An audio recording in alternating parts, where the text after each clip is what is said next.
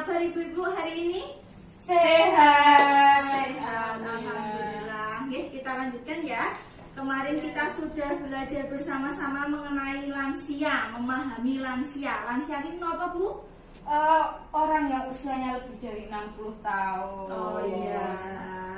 Orang yang usianya lebih dari 60 tahun gitu, nggih. Nah, kemarin ada beberapa kriteria lansia, jenis-jenis lansia sampun kita pelajari nggih. Nah, kemarin juga kita sudah membentuk kelompok diskusi ya. Nah, sekarang coba dibacakan Bu hasil diskusinya kelompok 1. Kemarin pertanyaannya, apa yang sebaiknya dilakukan pada lansia agar lansia sehat dan bahagia? Monggo jawabannya. Kemarin itu hasil diskusinya itu Bu, diajak jalan-jalan ke taman. Oh iya, diajak jalan-jalan. Terus niku napa mboten dimarah-marahi. Nggih. Terus sering diajak ngobrol. Oh iya. Terus itu Bu ditumut ke posyandu lansia kan enten senam kadang-kadang. Nggih. Oke, terima kasih jawabannya untuk kelompok 1. Kita tepuk salut dulu ya untuk kelompok 1. Tepuk salut. Salut, salut, salut, salut, salut.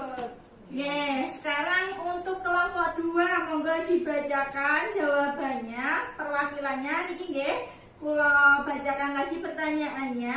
Hal-hal apa yang tidak boleh dilakukan pada lansia? Monggo kelompok 2 perwakilannya.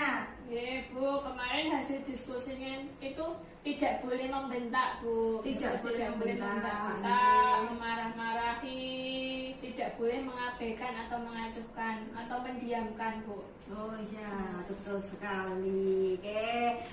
Sekarang kita kasih tepuk hebat untuk kelompok 2 ya. Tepuk hebat. Hebat, hebat, hebat, hebat, hebat.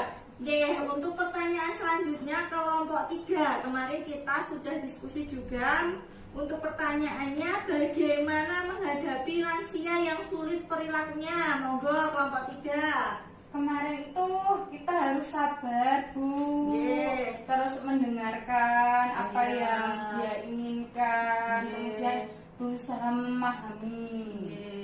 Nggih, betul ya. Jadi karena lansia itu kembali lagi, kalau lansia iki kadosé pun tingkah lakunya, kemudian perilakunya itu kembali seperti menjadi anak-anak lagi nggih. Jadi kita memang kedah sabar menghadapi lansia. Betul sekali. Sekarang kita tepuk nopo lagi ya ini baiknya. Tepuk jempol.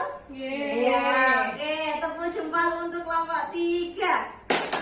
Jempol kanan, jempol kiri, 2 jempol, jos.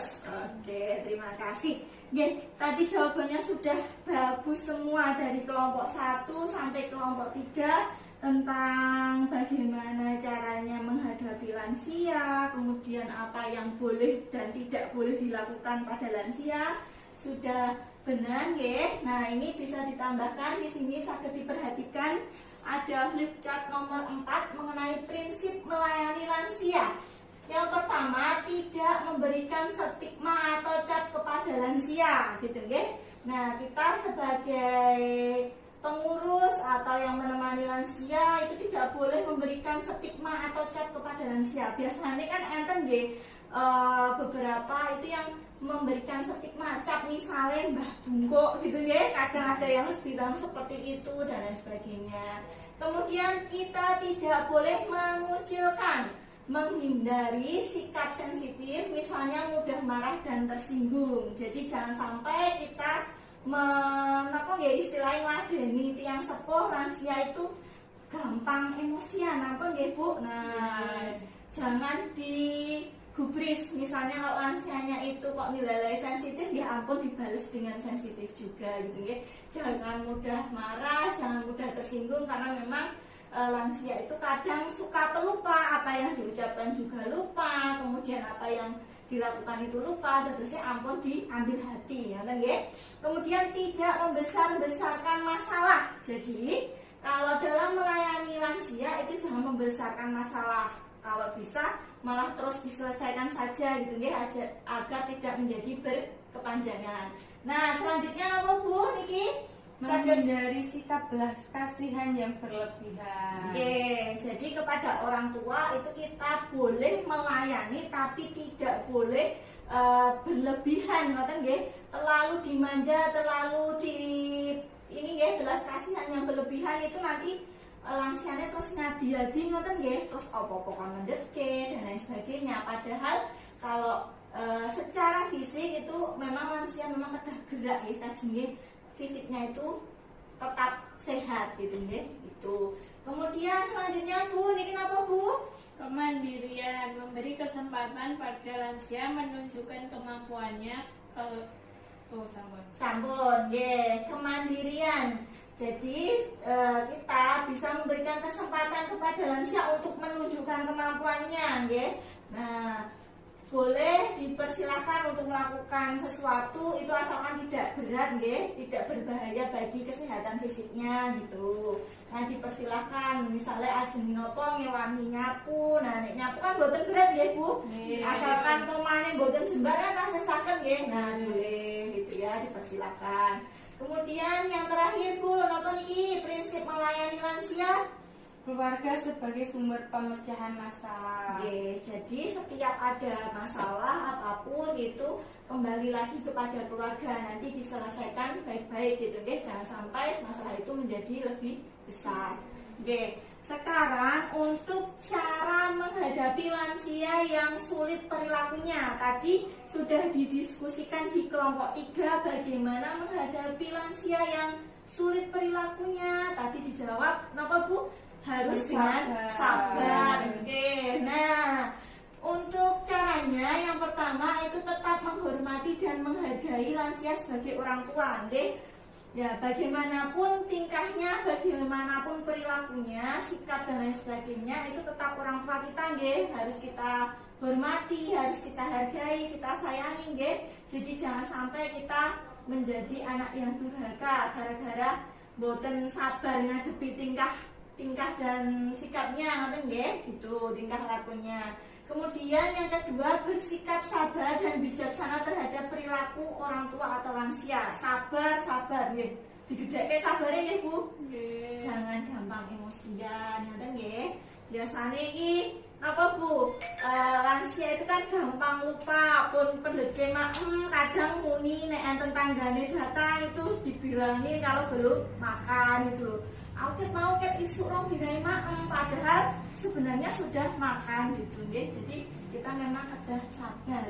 Kemudian yang ketiga, memberikan kasih sayang dan menjadi pendengar yang baik bagi lansia gitu nggih. Selain memberikan kasih sayang napa-napa gitu nggih, kita harus menjadi pendengar yang baik. Jadi nek orang tua kita, lansia kita mau cerita itu kita dengarkan. Ampun cuek aja gitu nggih, mboten digubris. Nah, kita jadi pendengar yang baik, dirungokke apik-apik nanti ya Bu, kita tanggapi dengan baik gitu. Lanjut yang selanjutnya itu melakukan pendekatan pribadi, misalnya dengan meminta nasihat pada orang tua atau lansia nggih. Jadi orang tua itu senang banget Bu kalau dilibatkan dalam hal-hal yang kita alami gitu nggih, termasuk ketika kita mau misalnya ada acara atau apa itu kita meminta pertimbangan, meminta pendapat orang tua, lansia kita itu sangat senang dimintai pendapat. Jadi alangkah baiknya ketika mau memutuskan sesuatu itu dalam keluarga nggih, kita minta nasihat atau pendapat dari orang tua atau lansia kita gitu nggih. Nah, yang terakhir itu kita beri kesempatan terhadap apa yang disukai lansia, termasuk kapan ia mau mandi, kemudian apa yang ia makan, kemudian apa yang ia mau kerjakan sepanjang tidak membahayakan bagi dirinya gitu nggih. Nah, misalnya kalau dia itu suka makane nek tiang sepuh niku kados telo ngoten nggih. Nah, kita ya sebagai yang mendampingi itu yang menyediakan nek saged gitu nggih ditumbaske. Bu ajeng dahar napa gitu nggih, tela purun boten ditumbaske. Ajeng mandi siram kapan Bu gitu nggih dipersiapkan gitu nggih. Jadi kita itu memberikan kesempatan kepada lansia kita untuk melakukan kegiatan yang dia sukai gitu. Biasanya nek lansia nggih sok seneng pengajian nggih Bu, ya diizinkan asalkan apa Bu tidak membahayakan bagi diri lansia gitu nggih. Nah, sampai di sini ada yang mau ditanyakan terkait prinsip melayani lansia dan cara menghadapi lansia yang sulit perilakunya? Boten nggih, tidak ada pertanyaan nggih. Oke, sepertinya sudah paham semua. Sangat hebat dan cerdas sekali ibu-ibu KPM di sini. Sekarang kita tepuk hebat dulu nggih, bareng-bareng. Tepuk hebat. Hebat, hebat, hebat, hebat, hebat. Mungkin itu saja yang dapat saya sampaikan mengenai prinsip melayani lansia dan cara menghadapi lansia yang sulit perilakunya. Kita sambung lagi untuk pertemuan selanjutnya. Ada kata-kata yang salah saya mohon maaf. Saya akhiri. Akhir kalam. Wassalamualaikum warahmatullahi wabarakatuh. Waalaikumsalam. Waalaikumsalam warahmatullahi wabarakatuh.